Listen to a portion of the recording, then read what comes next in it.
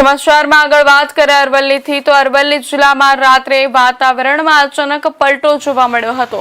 મેઘરજ તાલુકાના અનેક ગ્રામ્ય વિસ્તારોમાં વરસાદી માહોલ જામ્યો છે।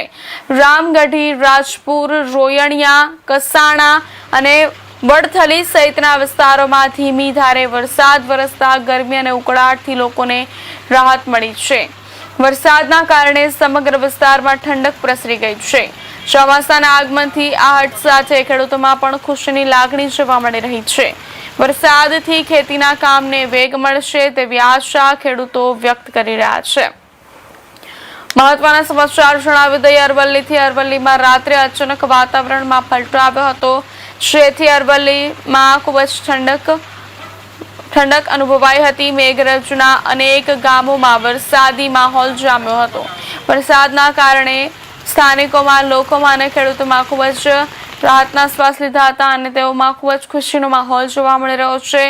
વરસાદથી ગરમીથી રાહત, વરસાદ પડવાથી વાતાવરણમાં ઠંડક પ્રસરી છે।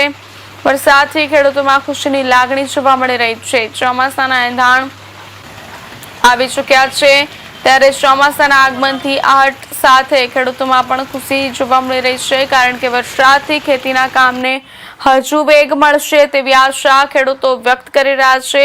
લાંબા સમયથી ખેડૂતો વરસાદની ખૂબ જ રાહ જોઈ રહ્યા હતા, જે હવે રાહનો અંત આવ્યો છે અને કાલે અરવલ્લી જિલ્લામાં રાત્રે વાતાવરણમાં અચાનક પલટો જોવા મળ્યો હતો। મેઘરજ તાલુકાના અનેક ગ્રામ્ય વિસ્તારોમાં વરસાદી માહોલ જામ્યો હતો। રામગઢી, રાજપુર, રોયણિયા, કસાણા અને વડથલી સહિતના વિસ્તારોમાં ધીમી ધારે વરસાદ વરસતા ગરમી અને ઉકળાટથી લોકોને રાહત મળી છે।